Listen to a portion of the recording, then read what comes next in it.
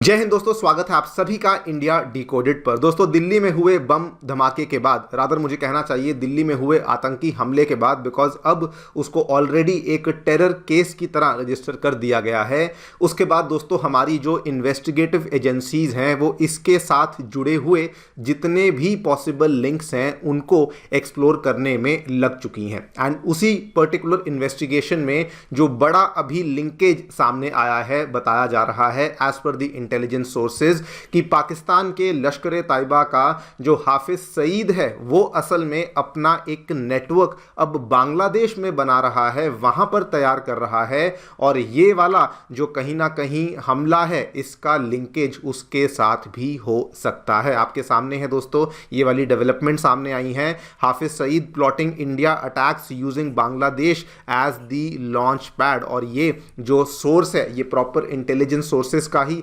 Source है जहां से ये वाली चीज को बताया गया है। बल्कि आप यहां पे देखिए, ये वाली चीज भी सामने आई है कि Hafiz Saeed preparing to attack India from Bangladesh, और उसी की ऑर्गेनाइजेशन लश्कर तैयबा का जो कमांडर है वो, उसका नाम कुछ सैफ समथिंग नाम है, वो वहां से एक भाषण दे रहा है कि ऑपरेशन सिंदूर का बदला लिया जाएगा। और उसने ये भाषण कहां से दिया है? बांग्लादेश में कोई लश्कर तैयबा का छोटा सा ऑर्गेनाइजेशन है जिसका कि नया मुख्यालय बांग्लादेश में स्थापित किया गया है, और वहां से खड़े होकर के ये इस तरह का जो ये भाषण है ये बेसिकली दिया जा रहा है। पाकिस्तान में ऑब्वियसली आप सभी जानते हैं कि ऑपरेशन सिंदूर के दौरान लश्कर तैयबा को बहुत बड़ा झटका हमारी आर्म्ड फोर्सेस ने दिया था। इतना बड़ा झटका था कि उन्होंने अपने हेडक्वार्टर को ही बदल लिया था। बहावलपुर से निकल करके वो बल्कि भाग गए थे और खैबर पख्तूनख्वा में उन्होंने अपने बेसिस को शिफ्ट किया था।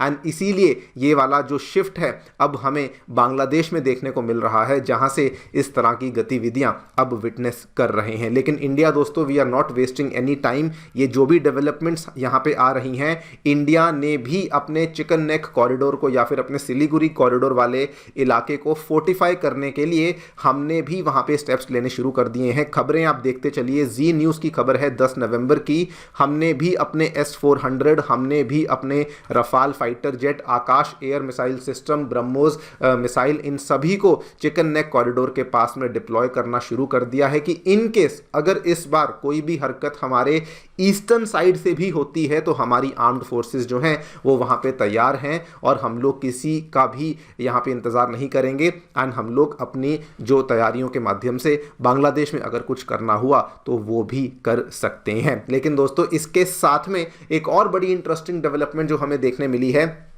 हमारी जो सिक्योरिटी मीटिंग्स हैं, हमारी जो cabinet committee on security meetings हैं, वो तो ऑलरेडी स्केड्यूल हो चुकी हैं, अभी हुई नहीं है। लेकिन पाकिस्तान इस चीज़ से इतना डरा हुआ है कि पाकिस्तान में ही जो उनके हाई लेवल मीटिंग्स हैं वो ऑलरेडी होना शुरू हो चुकी हैं। बल्कि पाकिस्तान ने अपनी आर्म्ड फोर्सेस को भी सचेत कर दिया है। एंड आप देखिए, ये खबरें सामने आई हैं आज मॉर्निंग में, पाकिस्तान की जो एयरफोर्स है उन्होंने दोस्तों नोटैम्स को इशू कर दिया है। और जो भी इंडिया पाकिस्तान के बॉर्डर वाला जो एरिया है, वहां पर स्पेसिफिकली राजस्थान के पास वाला जो एरिया है, वहां पर उनकी आर्म्ड फोर्सेस के द्वारा कुछ कुछ एक्सरसाइजेस को कैरी आउट किया जा रहा है कि अगर इन केस कोई हरकत होगी इंडिया की तरफ से तो कम से कम वो इस बार पहले ही तैयारी में रहें। आप देखिए, ये जगह जगह पे इंडियन मीडिया ने कवर किया है। न्यूज़ 18 की खबर है, पाकिस्तान इश्यूज नोटैम, और अपनी एयरफोर्स और नेवल फोर्सेस को हाई अलर्ट पे डाल दिया है। यहां पर भी देखिए, Pakistan issues NOTAM puts air and naval forces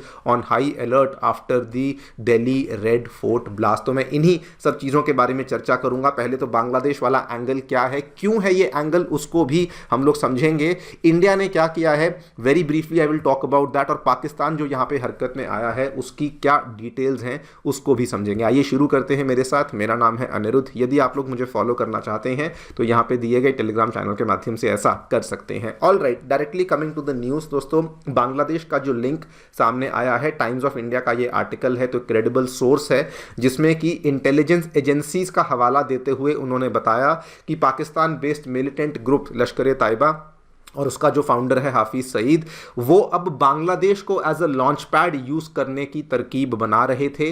तो ये बहुत ऑब्वियस था कि ऑपरेशन सिंदूर जब हुआ था तो बहावलपुर में उनके जो बेसिस थे वो तो डिस्ट्रॉय कर ही दिए गए थे, और उसके बाद उनको मजबूरन खैबर पख्तूनख्वा की तरफ शिफ्ट करना पड़ा था। एंड इसीलिए बांग्लादेश को एज एन ऑल्टरनेटिव यहाँ पे चुना जा रहा है। एक वीडियो भी सामने आई है, वो वीडियो मैं आपके सामने दिखा नहीं सकता हूँ ड्यू टू कॉपीराइट रीजंस, लेकिन वो वाली वीडियो में भी हाफिज सईद का कि कोई कमांडर है सैफ के नाम से, जो कि ये बोलता है कि हमें भारत से बदला लेना होगा ऑपरेशन सिंदूर का, और इसीलिए ये सारी की सारी चीज़ें वहाँ पे करी जा रही हैं। देखिए रिपोर्ट का दावा है कि ऑपरेटिव्स जो हैं वो पाकिस्तान से बांग्लादेश भेजे जा रहे हैं, जो कि बांग्लादेश जाकर के इंफ्रास्ट्रक्चर को कल्टिवेट करते हैं और उसके बाद बांग्लादेश के युवा लोगों को रिक्रूट और रेडिकलाइज करने की कोशिश करते हैं, सो दैट वो वाले जो बांग्लादेशी युवा हैं वो आगे चल करके इंडिया में आकर के स्ट्राइक कर सकें। अब इस चीज़ को कंफर्म इंटेलिजेंस सोर्सेज क्यों कर रही हैं? बिकॉज अगर आप न्यूज़ डेवलपमेंट्स को फॉलो कर रहे होंगे तो पिछले 10-15 दिनों में जब से मोहम्मद यूनुस सुर्खियों में फिर से आना शुरू हुए हैं दोस्तों, यही चीज़ें सामने आती हैं कि पाकिस्तान से कोई XYZ पर्सन है जो बांग्लादेश जाता है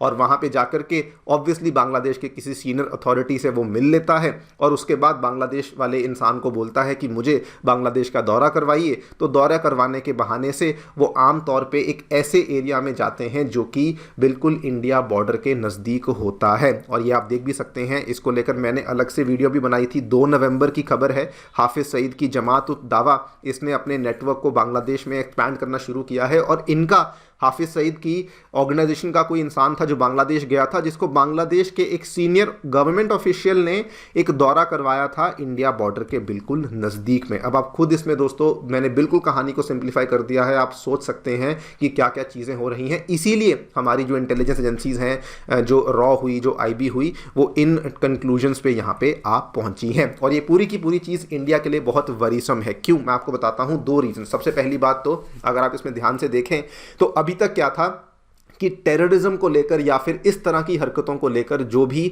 इंडिया में एक तरीके से जो चीज़ें हम लोग प्रेडिक्ट करते थे वो यही था कि वो वेस्टर्न साइड से चीज़ें होने वाली हैं। कभी भी हम लोग ईस्टर्न साइड से इन चीज़ों का डर हमें नहीं होता था, लेकिन अगर अब बांग्लादेश में जाकर के ऐसा होगा तो हमारा ईस्टर्न साइड भी वैसे ही वल्नरेबल बन जाएगा, क्योंकि अब बहुत सारे हॉस्टाइल ऑपरेशंस, बहुत सारी एक्टिविटीज़ वहाँ से भी हो सकती हैं। तो हमें ईस्टर्न साइड का भी अब उतना ही ध्यान रखना पड़ेगा। सेकेंड रीज़न जिसकी वजह से ये और ज़्यादा चिंताजनक बन जाता है, अभी वहाँ पर पार्टी उनकी जो सत्ता में है वो इंटरिम एडवाइज़र मोहम्मद यूनुस हैं, जो कि खुलेआम पाकिस्तान का समर्थन करता है, जो कि खुलेआम पाकिस्तान को सपोर्ट करता है। तो ये भी एक बड़ी चिंता का विषय है कि अगर इन केस पाकिस्तान वहां पे जाकर कुछ करता है तो उनके ऊपर हाथ है मोहम्मद यूनुस का, वो रोकेगा नहीं बल्कि वो उन चीज़ों को सपोर्ट करेगा। जस्ट आज से 2-3 दिन पहले की खबर देखिए, पाकिस्तान की एक वॉरशिप दोस्तों चिटागोंग में जाकर के डॉक करती है, और ये सब कब हो रहा है? Under the very very amazing leadership of mister Mohammad Yunus. Obviously पिछले 54 सालों में कभी नहीं हुआ था, लेकिन आज ये हो रहा है।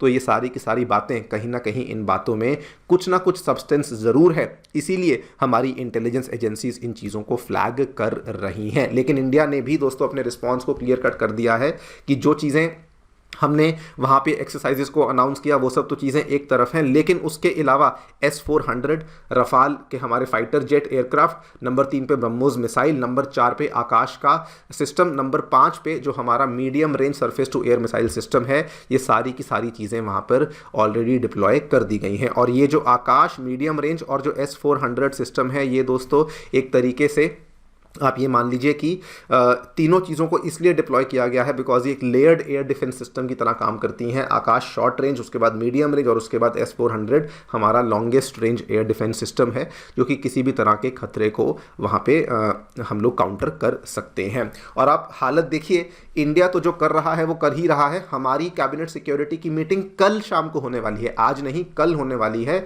लेकिन पाकिस्तान की हालत देखिए, इतना डरा हुआ है कि ऑलरेडी नोटाम को इशू कर दिया है, अपने एयर और नेवल फोर्सेस को हाई अलर्ट पे डाल दिया है।